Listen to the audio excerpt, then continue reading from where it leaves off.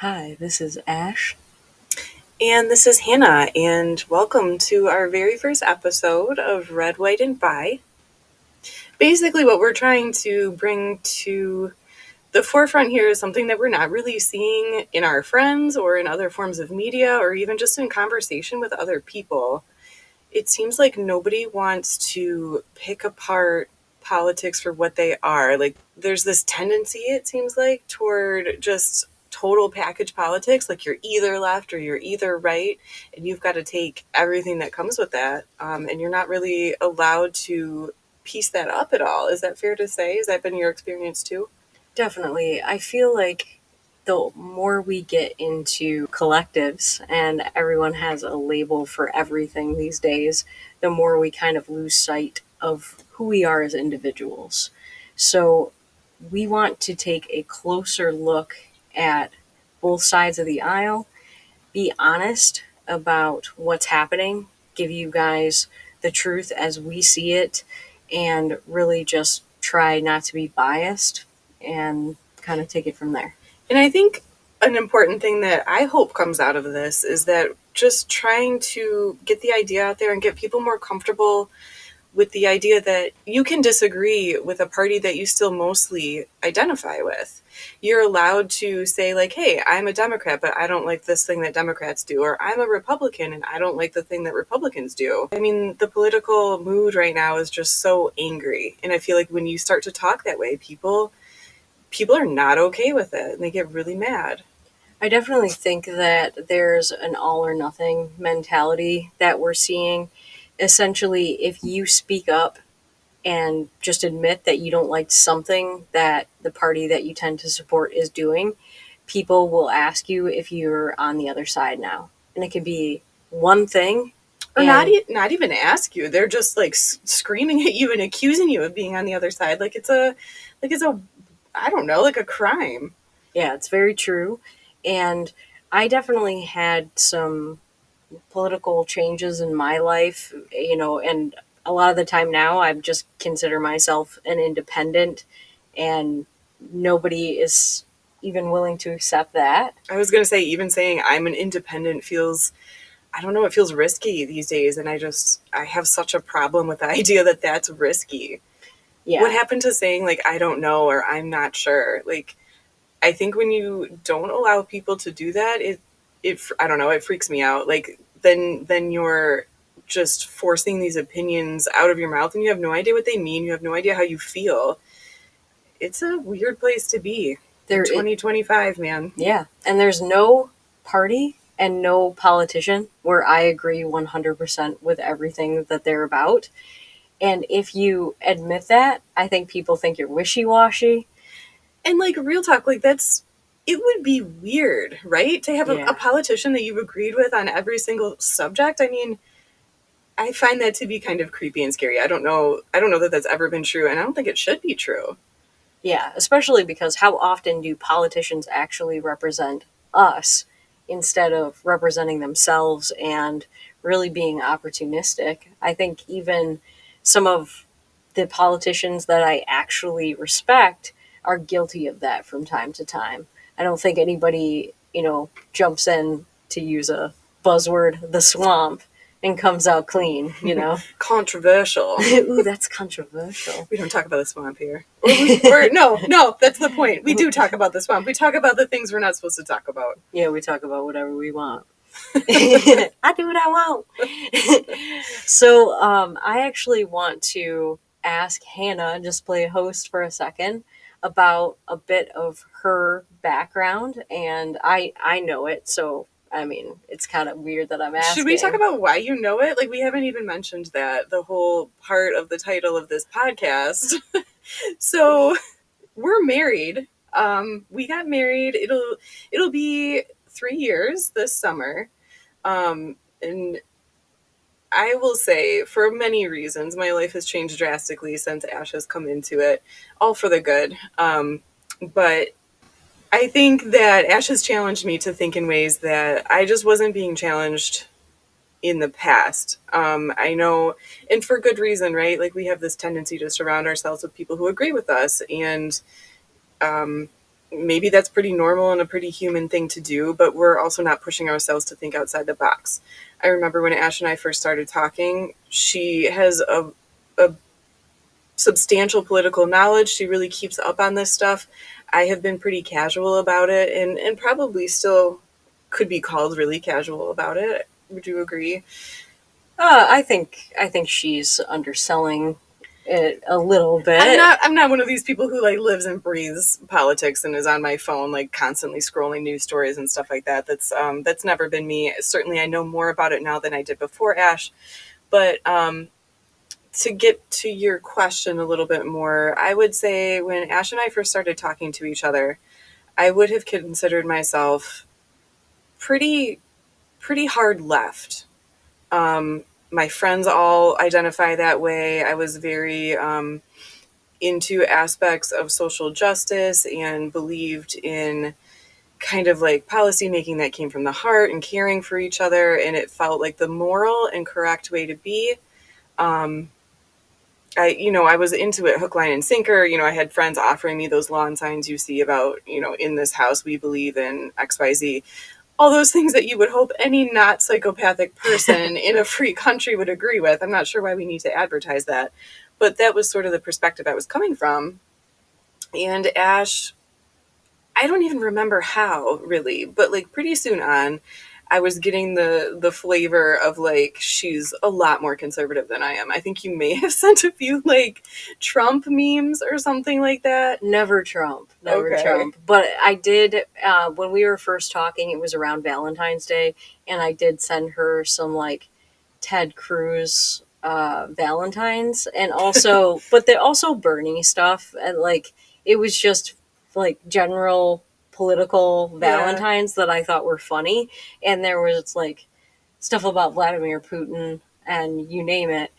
But I was not trying to be.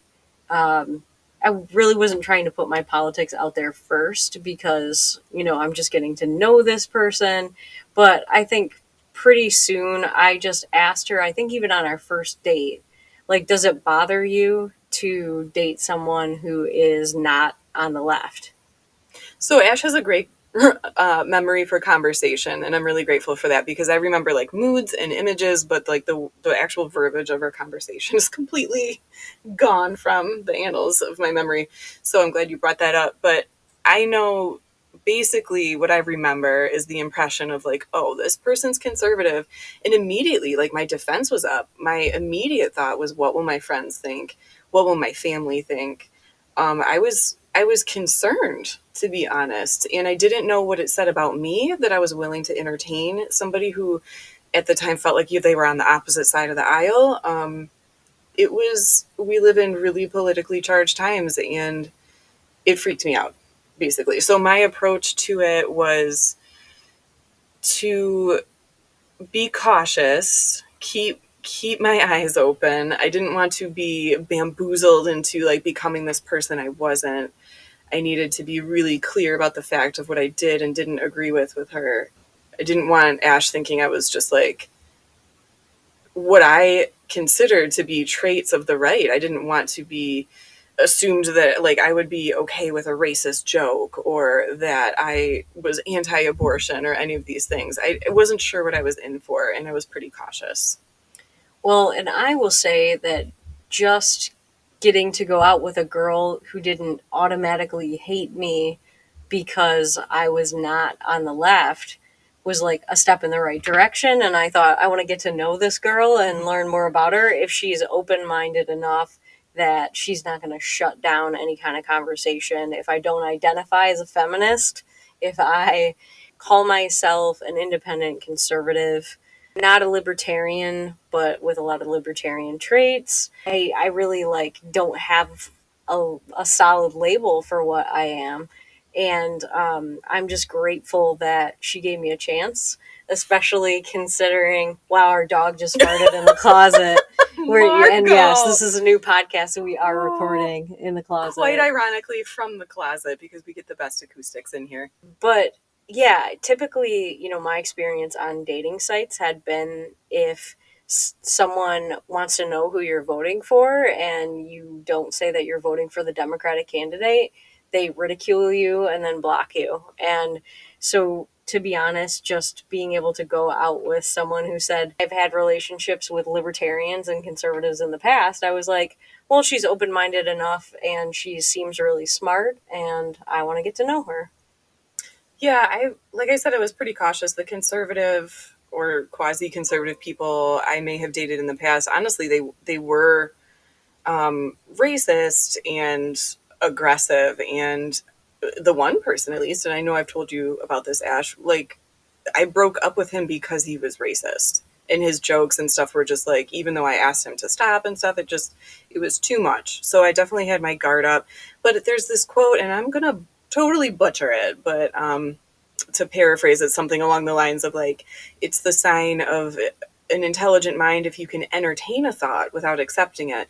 And that's really, I think, at the core of what we're trying to get across here. To critically think, to truly be firm in what you believe, you have to listen to and understand the ideas that you're rejecting.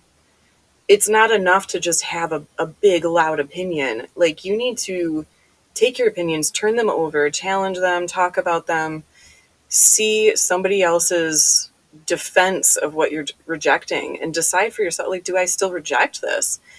In my dating life and in our relationship, ever since I've met you, Ash, like, that's what I've tried to do. Like, if something feels scary and uncomfortable to me, I need to sit down with it and get really familiar with it and find out why it freaks me out. Because it could just be that I'm scared to change my mind. It could just be that I don't understand it. And to react in any other way, I feel like we're doing ourselves, each other, society a huge disservice. And I will say that Hannah is a lab scientist, and I think it kind of comes with the territory to, have some examination of evidence. You see something and it leads you to a certain conclusion in what you do every day. And when you work in that capacity, I don't think someone can present evidence and you can just as easily like ignore that when you work in the capacity in which you work. I think Hannah is a person who likes to know how things work. And maybe you were, because you, is it fair to say, were kind of in an echo chamber? Oh, absolutely. Absolutely. Everybody I talked to had the same opinions as me. Yeah. So if And I you're, think that's like a position a lot of us find ourselves in, Mhm. and that's not necessarily bad. It's when you shut off any source of dissenting opinion. But yeah, like, you're going to get along with people who agree with you. That just makes sense. Yeah. And when you find yourself in the echo chamber, though, you may not be the type of person who steps outside of it every now and then to look around and examine other evidence. And it probably feels pretty comfortable to feel like you always know the answer. And since you bring up my job, I gotta agree with you on that. My job is challenging. There's a learning curve to it. It's uncomfortable a lot of the time. And I'll say that one thing I've learned is like, be wary of situations where you feel like you've got it all figured out, because odds are you're missing something. If this isn't like challenging and maybe a little confusing and uncomfortable, you haven't looked at it hard enough. And I find that to be true at work. I find it to be true in politics. And I don't know where we stopped doing that. I don't know why we are so adverse to being uncomfortable. Yeah, there are definitely still situations and issues in politics, which I'm pretty obsessed with politics personally, where I can look at something and I can admit to myself that I don't know what the best solution is. And I'm not going to fault other people for admitting that when they have that same feeling. And I kind of wish more people were willing to say, I don't know, Mm-hmm. occasionally. I think everyone is so, maybe they don't want to feel stupid or they feel like they have to have all the answers. So no one wants to admit that they just might not know something. And It's that's a like, problem. yeah, it's like any type of conversation we have is a battle of opinions now, where opinions have been elevated to like basically like almost this religious importance. And like, a battle of opinions, if you don't have one, you've already lost. So it's like, hurry up and form an opinion, and you haven't even really like examined the issue. And like, ugh, that's just so gross to me. So I don't know if I ever actually answered your question. I think my background, to sum it up, is I was a very, leftist and in an echo chamber, and admittedly had not examined the other side almost at all, even though that was like sort of the dogma conservatism that I was raised with. I was just taking my cues as basically like anything opposite of my childhood is what I believe. I would have called myself very left. I don't think my opinions on the really core issues, strangely, have changed much since I've met you, Ash.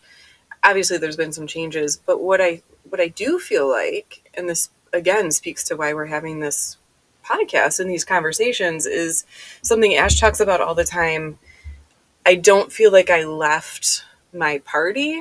I feel like my party left me. Um, I will say, we're only like middle aged, right? We're not like, we're not that old, not yet. Anyway, we're No. not 20, but we're not, 70.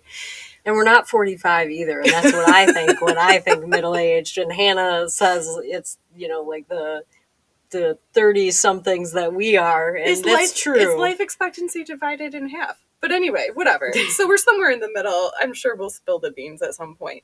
But in the amount of time I've been an adult and able to vote, I feel that I have seen the left change quite a bit. I know, and I don't mean to speak for you, but I know you feel like you've seen changes in the right quite a bit in that definitely. amount of time too. So in this ever changing, like swirling political shitstorm, it feels really silly to say I have a party that I agree with all the time. It's wild out there, and I don't consider myself a leftist anymore. There's a lot that I do agree with in a philosophical sense, but in a policy sense or what I'm seeing in headlines and stuff, I'm having trouble with it. I'm not a Republican. I'm not a Democrat. I'm not a libertarian. And that's polarizing, and I don't get why it should be. Yeah, I definitely feel like people want to belong to something, something they think is important. And your ideas, and especially if they are different from other people's ideas, are important. You don't have to agree with everyone else for them to be important, but we can't also elevate people's opinions that are based on nothing but walking in lockstep with a party to such great importance. I feel like if you have ideas that are new, share them. Don't be afraid to share them.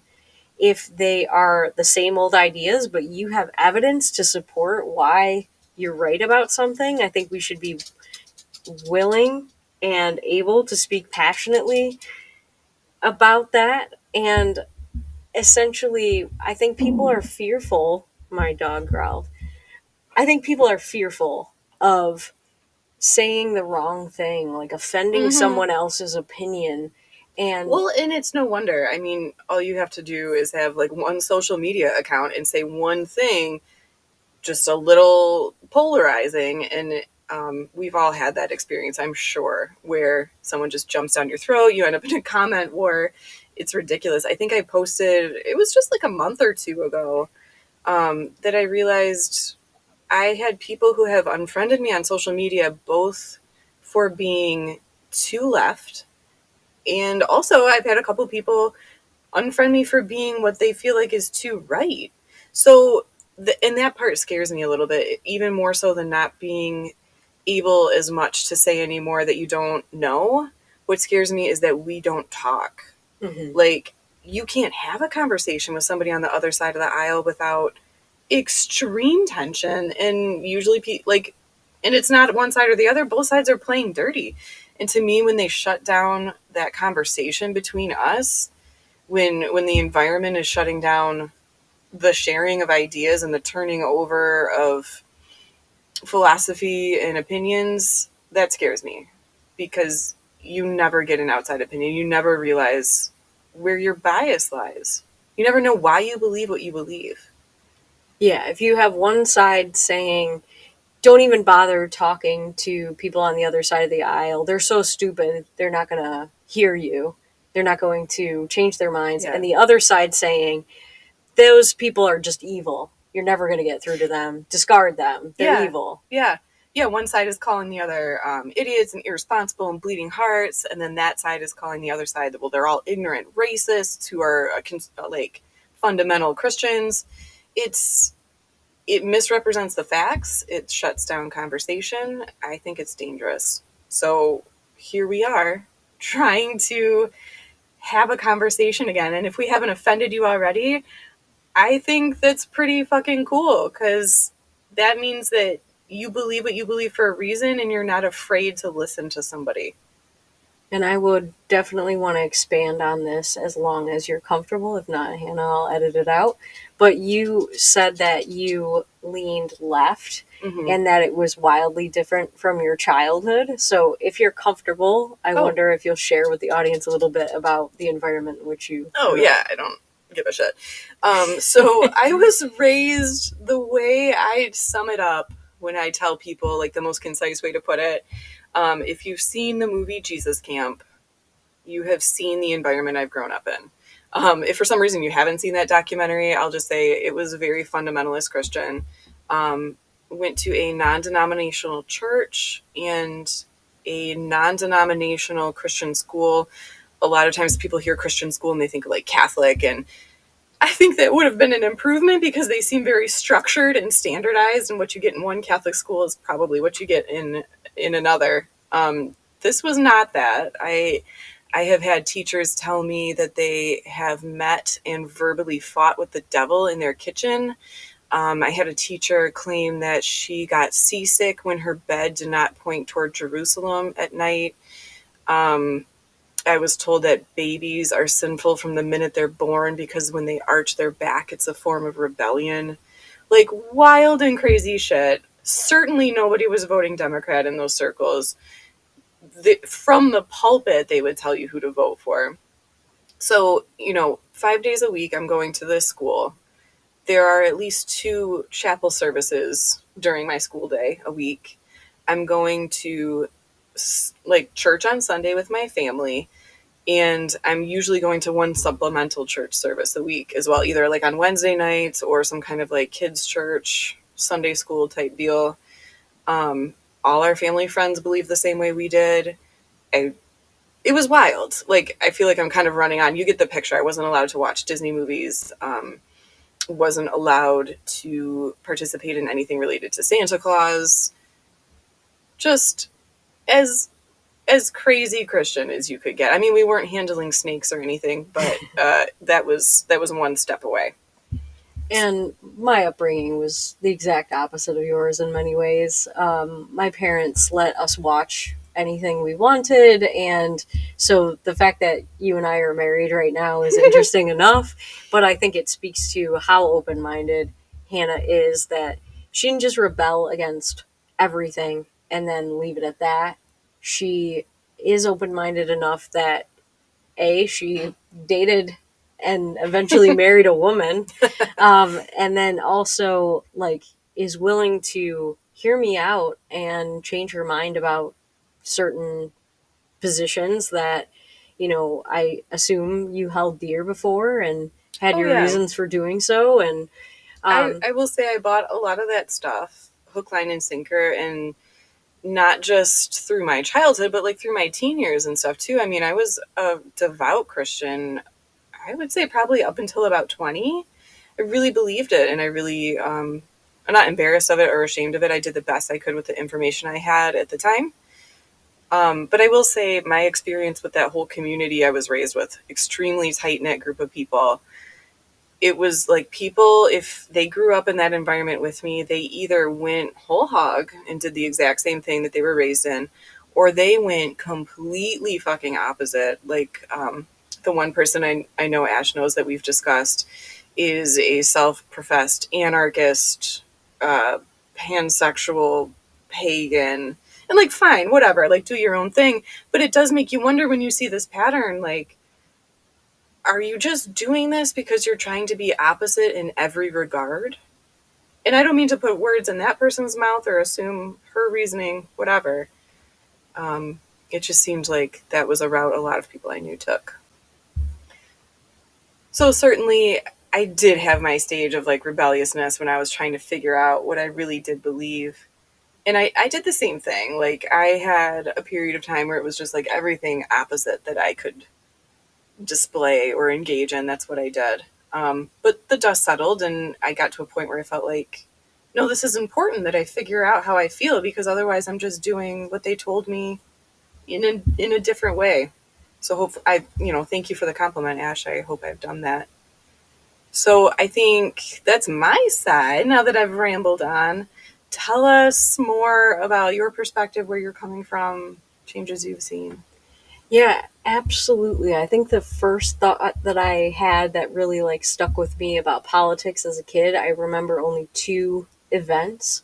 I remember George Bush Sr. Mm-hmm. and how he was, like fairly popular in our house, but that they knew he wasn't going to be reelected because he said, read my lips, no Mm-hmm. new taxes, and there were new taxes. And even if it was, like well intentioned and he was trying to work with the other side, it's not what he said he was going to do. And down he went. And then my parents were actually, I don't think, very partisan when I was a kid. And I remember having a conversation when we were on vacation because the whole Monica Lewinsky scandal had broke. And they asked us, What were we in, like third grade when that happened? yeah, and it was everywhere. So you kind of Oh like yeah. had to address it. And I don't know exactly how that went down in your family, Hannah, Oh but no, we chose to not address it. We absolutely did not discuss. I just knew that he was really immoral and it had something to do with his marriage. and in my house, I didn't know whether my parents were Democrats or Republicans, but they asked me at the time, like, do you think Bill Clinton is a good president? And we said that he is, and that even though he had done something terrible, that maybe he should still be the president. And that was kind of like where we left it at that time. I didn't really know until years later that maybe they leaned a bit right. I would say it was the W. Gore election that really kind of solidified that in my mind, that maybe my parents leaned a little bit to the right, because I could tell that they were rooting for W during that election. Mm. So here I was as I like entered high school and really early college, thinking that I was a Republican. And then there were actually libertarians on my campus registering people for gun ownership. And I thought that's the most badass thing I've ever seen. And I wanted to be a libertarian at that point. Because guns? Because guns. That's And fucking hilarious. and then I voted libertarian for the first time when I was in college, because I thought that McCain and Obama were like, I didn't know who Obama was. There was all this hype, but I didn't understand who he was as a person or a candidate. And McCain just seemed too far left to me, too authoritarian. So I voted for Bob Barr. He was the first Bob Barr. Bob Barr's first libertarian I voted for. And little by little, I realized I wasn't a libertarian either. That's kind of like where I am. I'm very fiscally conservative. Socially, obviously, I just want people to do whatever they want to do without hurting anybody else. And maybe that sounds, oh, you're a libertarian. Uh, I'm too hawkish. You should see Ash's face right now at the suggestion that she's a libertarian. She's not a fan of the label. I'm definitely not for starting wars, and I definitely am not for funding them. And I think people are probably like, that sounds really libertarian to me.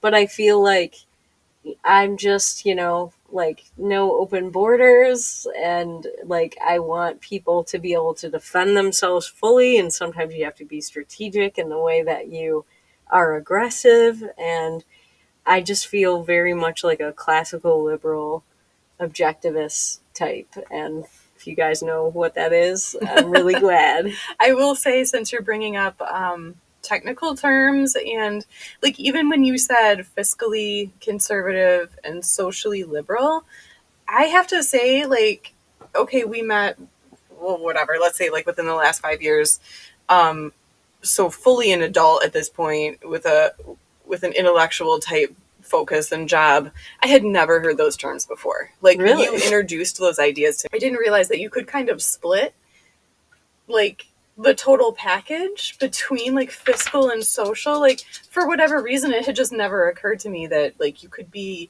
both conservative and liberal. Long story short, Ash has taught me a lot, and you're very politically savvy, and you know what you're talking about. And I find myself to be out of my depth a lot of the time when we talk, but you're always very patient and very sweet to me.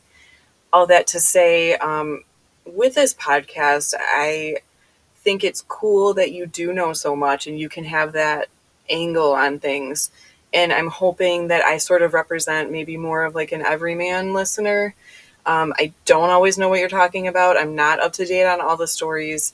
And I'm hoping to show that like that's okay. And that doesn't mean that you shouldn't care or that you shouldn't investigate stuff. And that said, like Hannah and I will always have a source for any articles that we are citing. We will try to look at both sides of an issue before we come on and talk to you guys about it. I really do think that people have been kind of shamed for what they just haven't been exposed to. Mm. And I think if you really want to get through to anyone, or if you want to have conversations that change someone's mind or don't change their mind, just, show that you respect their point of view. You cannot treat people, especially people that are your friends or family members or people you care about, like they're wrong for not knowing something or they haven't heard about something and therefore they're ignorant. Just because in this day and age your friends and family aren't exposed to the same news doesn't necessarily mean that they're not informed. They're just informed by maybe other things than you are. And that's another thing that I feel like has changed so much since we've come up from wee children in the world. News isn't news anymore. You can have the same issue covered by two very large mainstream like news networks and have like just not even different opinions, but straight up different information. And that's a scary place to be in. Obviously, the world is changing, news is changing, the way we get information is becoming really muddy, and it's hard to know anymore what are facts and what is bias. That is something that frustrates me on the daily. Like, I have a really hard time with that. Yeah, it's interesting to know that different publications are going to focus on different things.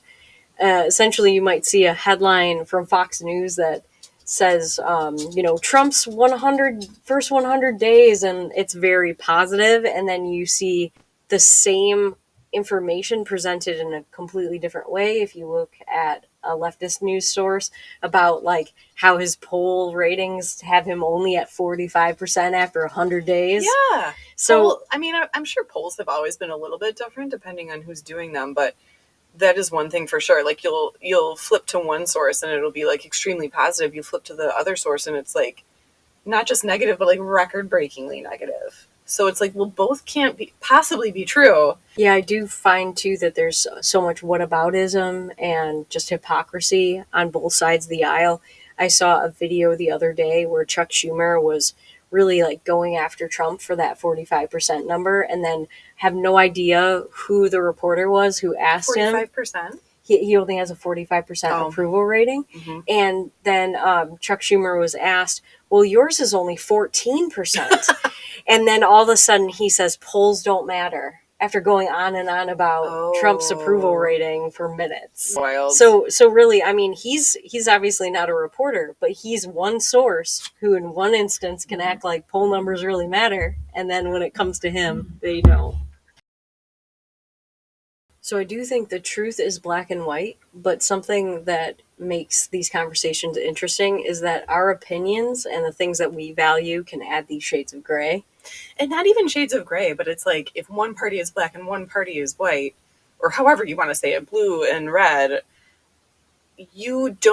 all your values don't have to be blue. All your values don't have to be red. And what is blue and red together? I think it's purple, right? Yeah. So, you know what? Like, maybe people are purple and they're not red and they're not blue. Yeah, exactly. And really, I started to question all of this as somebody who was like, questioning my sexuality.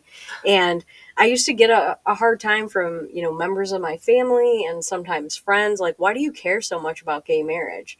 And it's like, for one thing, I had some gay friends, but also, like, I think, it just felt like the right thing to do. So wait, you're saying you had people giving you a hard time for wanting gay marriage to be legal? And well, it was more like being invested. They didn't understand why I was invested. Oh, one way or the other. They Yeah, didn't get why you cared. Okay. exactly. And it's sort of like, I don't think a lot of my family members were ever opposed or anything like that because, unlike Hannah, I didn't have a really like religious upbringing or anything, but they just didn't get why I cared and why I cared so much. And like, little did they know, deep down in the heart of me, there was a girl who wanted to be married to a girl one day, maybe. And so, I started to realize that my most important issue was fiscal responsibility and that we have to curb spending and we have to just let people keep more of their money.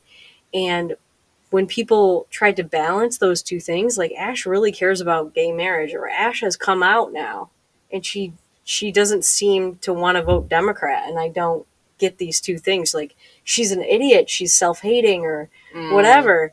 And it's like we need to strip all this away and realize that everybody's entitled to their own values and priorities. And I think this is a good time to bring up, guys, this is not a podcast about gender and sexuality. Like, yes, we're bi. Bi is in the title. It's not about that.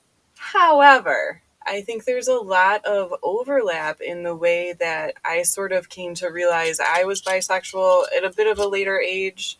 Um, and sort of like wrapping my head around that and figuring out what that meant. I think there's some themes that kind of overlap. So there's lots of like jokes and stereotypes about bisexuals, right? Like all in good fun. I heard one the other day where it was God said Adam and Eve, not Adam or Eve. Like you don't have to pick. So I think like in all seriousness though, there's something to be gained from that. Like if you love someone as a bisexual, you don't have to pick male or female. Like you're not limited to falling in love with just one gender. And as a bisexual person, like that makes a lot of sense to me. So why are we treating other areas of our life like it has to be A or B? To me, I feel like there's a lot of interesting overlap with that in just like who we are as people. It doesn't have to be about who you're attracted to, but like people are complex, right? Like you can't pick some prepackaged set of characteristics and values to be your personality. You're way more complicated than that. You're way more complex than that. So why would that be true of your values of what is valuable to a nation or valuable to a government? Yeah, I think of a friend I had in high school who was gay. And when I had come out at 17, like years before, I ended up coming out again later and told him that I was bisexual. He said that it was just a pit stop on the road to gay. Boo. And, it's like bi erasure reminds me of erasing moderates. Mm-hmm. Like, they basically, you might have people in your life who tell you, like, you're not enough as what you are in your belief system, and they will try to shame you by talking about how the other side is XYZ, and that if you don't stand up to them, you're one of them.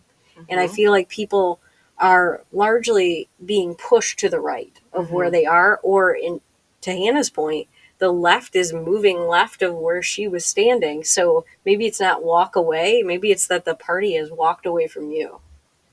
Yeah, I think it's an interesting parallel, right? Like if it's, like your gay friend in school pushing you saying like you don't even know yourself, you're Mm-hmm. gay, or my religious upbringing saying like how dare you, you're straight, that's how God made you.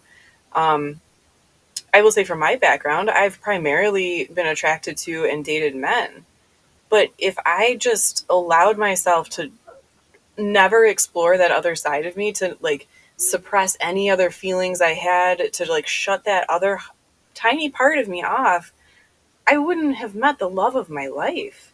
Like, it doesn't matter if 99% of my interest is male directed, 1% isn't. And that is absolutely a part of who I am and extremely important to me. And it would be such a betrayal. I'm so glad. I'm like so grateful that I was able to have the luxury to explore that part of who I am, because it brought me to you. And she's telling me she's grateful. Imagine how grateful I am that in all the ways she's an open minded person and that she was willing to even, give me a chance because we were the first females that each other had dated. And it was really scary to go on that first date. Guys, it was wild. I consider myself to be very confident. Up until this point, I had been so confident on dates, and like, I don't know, like maybe a little suave, if I dare say. I got on a date with a woman, and about, I don't know, 15, 20 minutes into it, I was like, holy shit, I'm on a date with a woman in public. And I think my hands started to shake. I freaked out. I hope I didn't show it too much, but I was terrified. Well, I didn't notice her hand shaking, but at one point she did like toss a straw across the room, and I thought it was the cutest thing I'd ever seen, and I maybe fell in love with you at that moment. That makes it sound like I did it on purpose or I have Tourette's or something. I think I just had a clumsy moment where I went to go, again, trying to be very smooth and suave. I went to like grab my straw and like daintily sip my drink, and I somehow missed and flicked it, and it just, like, time stopped, and I watched it turn end over end and go sailing into the restaurant. I lost it. I lost it in air. I have no idea where it landed. I have no idea if it hit somebody. There wasn't a ruckus afterwards, so I really hope it just landed on the floor somewhere. I just feel like at that moment I decided she was the most real ass person ever, and I wanted to get to know her more, and I hope that you guys think that we are real and that this podcast will keep it real, and we hope that you join us again next time. Fucking A. We promise to always be vulnerable and real with you.